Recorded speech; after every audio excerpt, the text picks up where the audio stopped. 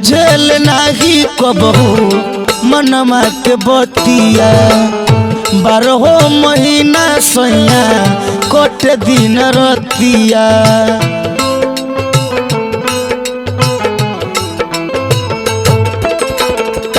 बुझेल नाही कबहू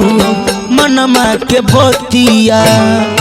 12 महीना सैया कट दिन रतिया मोर बोलू भाजला मोर बोलू भाजला मोरनिया के लोर पर आबना सुताली राजा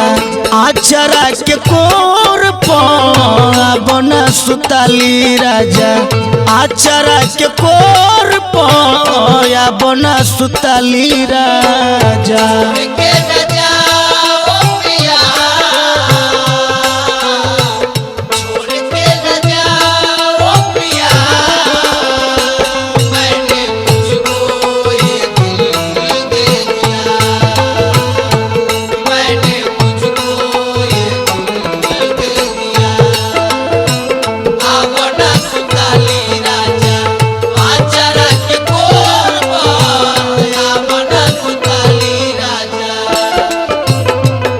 लहकता देहिया जैसे लोह के आग भट्ठी के संघवा न सुतेला रहेला तू हटी के संघवा न सुतेला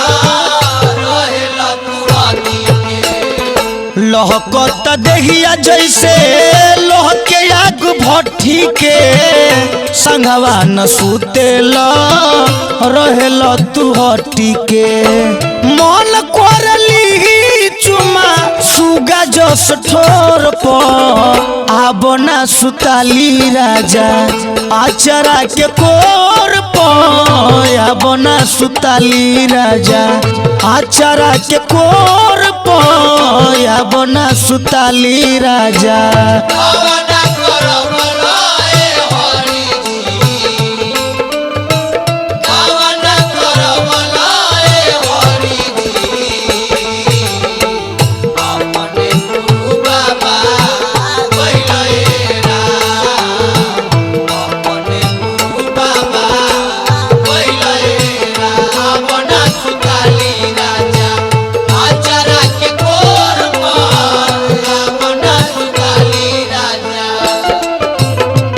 जमल बा जवानी जैसे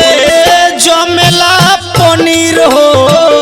मुँह ताकत रह जइब निसार मुंतसीर हो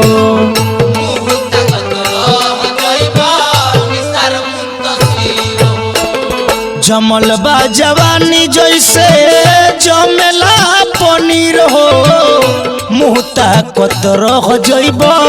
निसार मुंतसीर हो सूजित सनही पैया परतान गोर पर आबना सुताली राजा आचरा के कोर पर आबना सुताली राजा